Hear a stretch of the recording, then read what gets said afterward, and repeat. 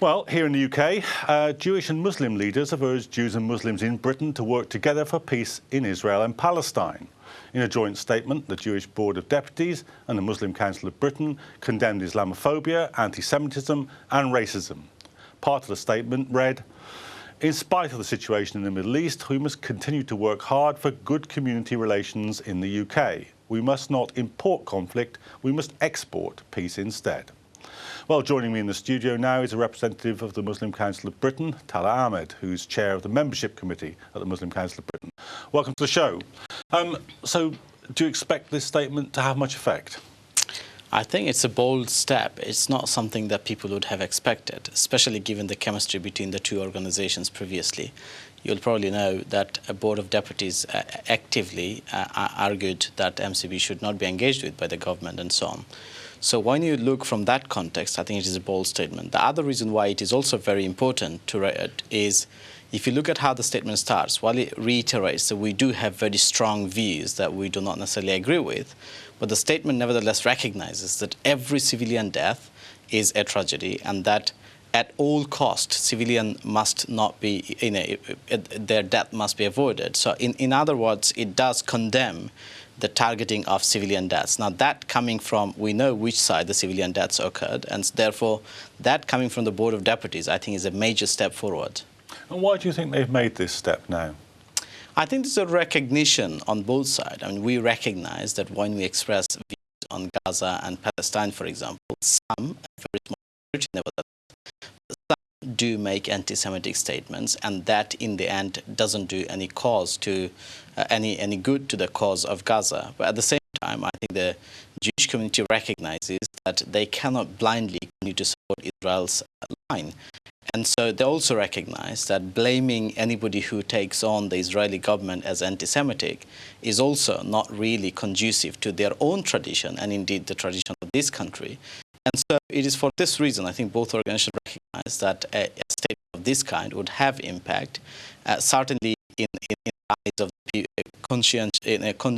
conscious people of this country who do follow both these organizations closely. That's interesting, because there's been a long-standing reaction, of course, in the pro-Palestine movement in this country to the accusations of anti-Semitism, and of course many Jews have been part of that and refuted that themselves. So do you think there's so what you're suggesting really is that there's something of a similar dynamic now running as a sort of pressure on the Board of Deputies? Yeah, I think the Board of Deputies for long had claimed to be the mainstream of Jewish representation in the UK, and they certainly have much influence in terms of how many of the policies and the issue of Israel-Palestine is covered in media and tackled by politicians. And so now they recognize that that influence or that leverage that they have must be exercised responsibly, that it must not be used to give cover to an Israeli government which continues to commit excess, use excessive force, some of which are at least capable of amounting to war crimes, and therefore they recognize that they need to come out, and I think they have acted responsibly by signing this statement. What was the sort of timescale about in which the statement emerged? Because that would be an interesting question, because many people feel that the propaganda war, and possibly even the war on the ground, has not gone the way that the Israeli government thought it might, and that the permanent ceasefire agreement is one which has perhaps been more favourable to the Palestinians than before. So do you think that this was it in fact something that came towards the end of the conflict, or was it something you were working on from the beginning? The process started some time ago. It didn't start right at the start of the conflict, but it started some time ago. It is true that perhaps for the first time, the pro-Israeli lobby, for the first time, probably felt the pressure of the PR war, and they probably felt that they didn't have the upper hand, and therefore it would be quite understandable if they felt pressured. But I would not want to undermine the achievement of this statement, because I think despite however way you look at it, it is a major step forward, both because both of our communities are minority in this country. There are serious issues about Islamophobia, and there are serious issues about anti-Semitism, and both of these has to be tackled head-on. And so by working together, we demonstrate an example that much can be achieved. Do you think that having made the statement, there will be an adverse reaction from some sections of the Jewish community? I mean, obviously there are a number of people within the Jewish community who will be quite hardline Zionists. Well, it's entirely plausible that there will be a negative, if hostile reception from certain section of the Jewish community. Same would be true of some section of the Muslim community. That is not necessarily to say that they don't agree with what we said. I think it's probably often because of a long-standing fear, or rather ignorance often, which would lead them to treat anything of this kind with a degree of skepticism. But also because I think Board of Deputies as well as Muslim Council of Britain represents a very wide range of views, from extremely pro-Israel to extremely anti-Israel. So it's quite possible, but I think that should not necessarily distract us from working together moving forward.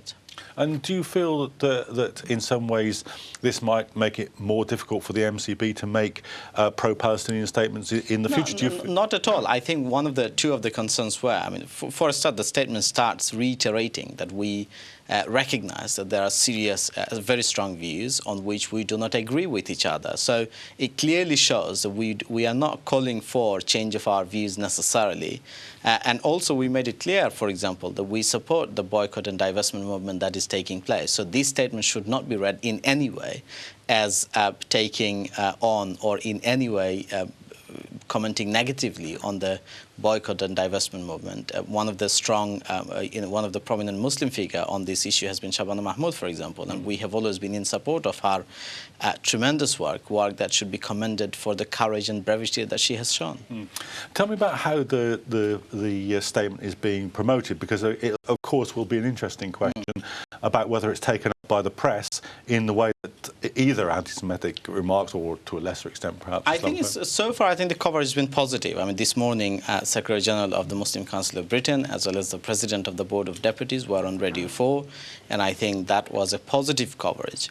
But we know that the press will want to twist, and only a few days ago Times newspaper, for example, had an editorial which was extremely critical of MCB, which wasn't based on facts as far as we are concerned, and we challenge it. So it's quite possible that many people many in the media, especially a section of the media that thrives on feeding into the hatred narrative against Muslim, or if you like Jewish people, they will not look at it favorably, and so they would want to put a twist that serves their purpose.